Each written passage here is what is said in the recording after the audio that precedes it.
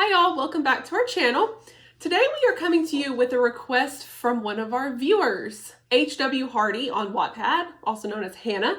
Thank you for requesting this topic of our favorite tropes. So, in return for giving us an awesome topic to talk about, we want to promote your story. Go on Wattpad, you guys, and read All I Ever Wanted, H.W. Hardy. And Crystal will put a link down in the comments for you to see.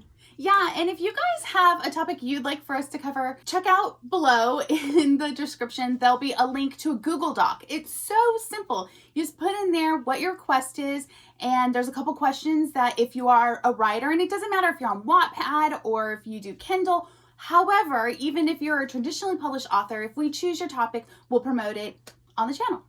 A lot of times we hear the word trope and automatically we kind of get a negative feeling with that. Like it must be bad because it's cliche. But we have to remember that tropes are something that the masses love.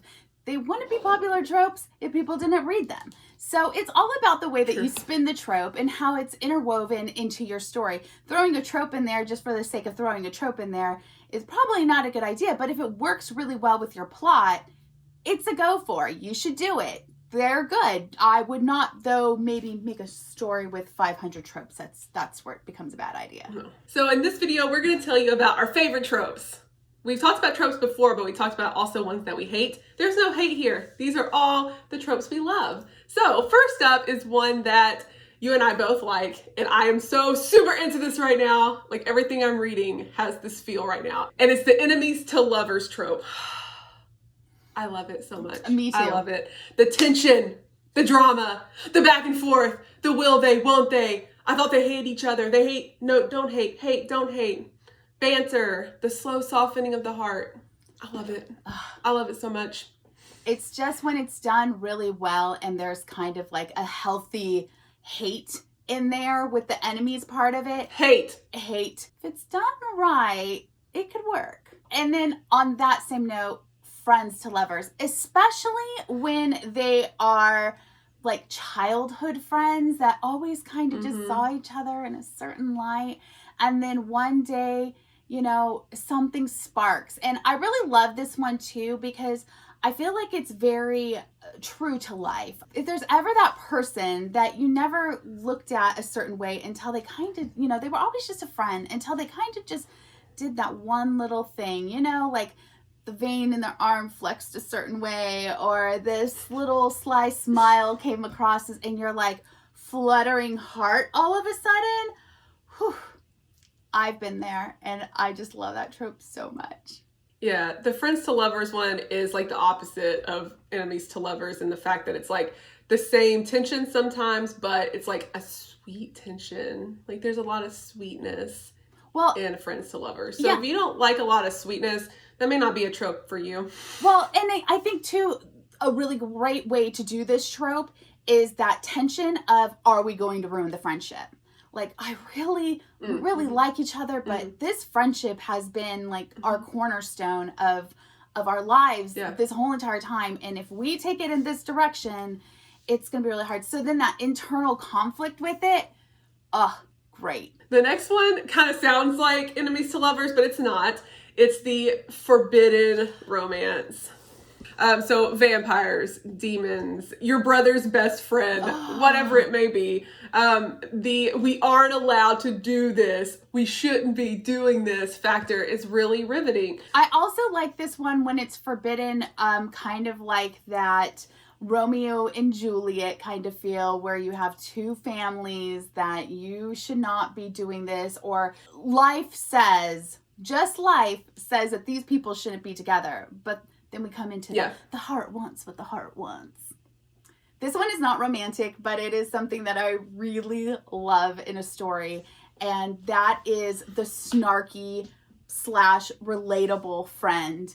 The person that's kind of speaking... The sidekick. They're speaking the truth, and it comes across as like little snicker moments as you're reading.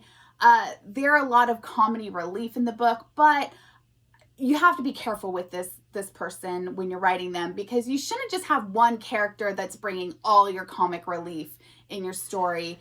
You should make sure that you're kind of spreading that out in every character, because you want to see multifaceted characters have funny moments or snarky moments. But that one character, I mean, it's usually the character too that everybody's like, I really loved this person in this story. One of my favorite more recent sidekicks or snarky like friend is Lucien from from the Court of Thorn and Roses. I knew you were going to say that. In the first book, I was so team Lucien. I at that point would have been okay, I think, even if I saw Farah have some feelings for him, because I just really loved him. But it was okay that they just ended up being friends, because I really loved that friendship they were starting to build and that wavering loyalty with his best friend Tamlin. So I don't know, Lucien was for me, he was a great sidekick, and he was so snarky, and I just loved it.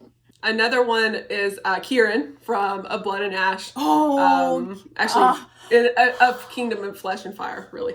I love him. I keep waiting for something to happen between him and Poppy, and as much as I love you-know-who, I think that would be awesome. One other sidekick that I know of that everybody loves is from a book called Edge of the Veil. Ezra. Ezra was an awesome, snarky, relatable friend that you wrote very much of. So your love for that snarky, relatable friend trope is clear. So great. Here's another romance one, and that's just in general, high school romance. I don't know. I love it. I love it because we've all been there. We all went to high school. And we all remember the good, the bad, and the really, really cringy. And I just love it. I love it's funny. It's just real. I wrote not the only one is the only one that's in high school, but that one is very high school based. Like, a lot of their scenes happen in their school building. And I guess a lot of that could be, I'm a teacher, I guess. But so that's where I spend the majority of my time, is in a school building. So it's a familiar setting for me. But I just love it because we've all been there and can remember how awful it was at some parts, and how super magical and fun it was at others. So, well, it's the first, and I think I've spoken about this in previous videos, that I love the buildup of a relationship, and that goes along with all the first. The first times are always magical to me. So the first kiss, the first date, just the first boy or girl that somebody is falling in love with. I just love that. And you get that with a high school romance. It's usually the first time that this person's felt seriously about somebody. Another one that is not romance based that I absolutely love is the badass girl saves the day.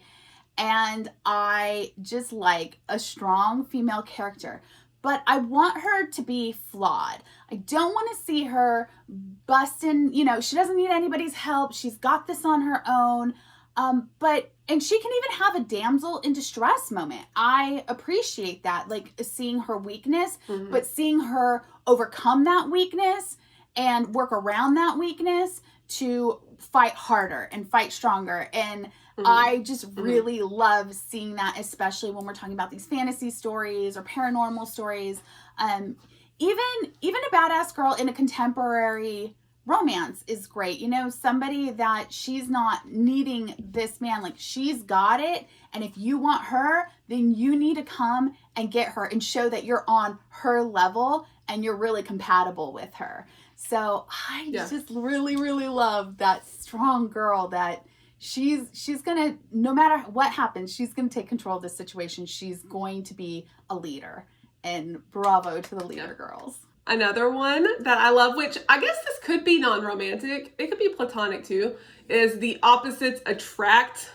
I love it. The prime example would be the nerdy girl and the popular athlete, or the rock star and the girl that doesn't really even like music that much but is dragged to a concert. I don't know. Yeah. Something like that, where they're the opposites and you think that there's no way they could be together, but they will surprise you, of course. It could be true for friends too. Friends could be opposites. It could be platonic in nature. I just like that. And I guess all of mine right now are just the tension and the back and forth that I love so much. And that you get that with this trope as well. Yeah, it works really good for the friends, because when you have that opposite friend from your main character, so if your main character is a little reserved, but she kind of has that outgoing friend, that pushes her to do some things outside of her comfort zone or his comfort zone. That's really fun to watch, like them kind of squirm under that peer pressure and be like, even though it's good peer pressure, it's still outside their comfort zone. And that's really, really fun.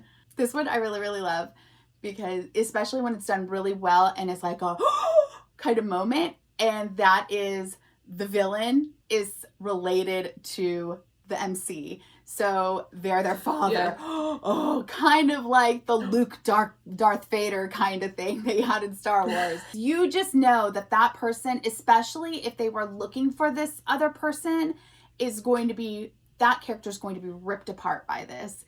And again, it's that internal conflict of, now I have to fight my father. Now do I have to kill my father? That's so cool. And it doesn't have to be a father. It can be an uncle. It can be a brother. It can be, an aunt, a mother, whoever it is. Just somebody that they have a blood relation to that would make this really hard for the character to have to perhaps take their life. The next one is like super short. There's not much to say about it. It's just really big on TikTok right now, and I love it. So I know it's a thing, so don't tell me it's not a thing. It's mostly a fantasy trope where they're traveling, and they may not like each other, of course, but this might be an enemies to lovers thing. They're traveling through the, magical land, and they happen upon this little inn in the middle of the woods, and the innkeeper says, but there's only one bed.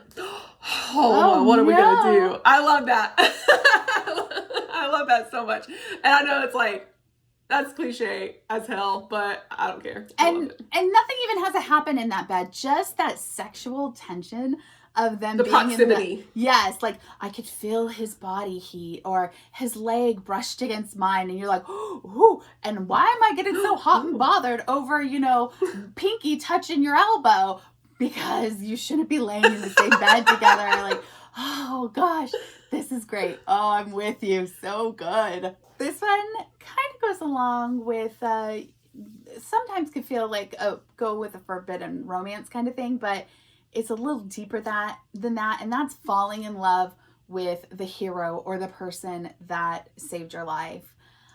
There's something about going through a traumatic experience and wanting to share more of who you are with somebody, and that is so much fun to see. Look, the hero should get the, good-looking guy, the pretty girl. They fought hard. At the end of the day, if there's somebody they really like, they should be walking away with them on their arm. And I love that. It's kind of just goes along with the happy ending, which is the ultimate best trope ever. A happy ending. So that's it. 10 of our favorite tropes. We hope that you enjoyed this, especially Hannah. Thank you again for requesting this topic. We really love talking about these. It was fun to plan this video. It was fun to do this video. So thank you very much for that.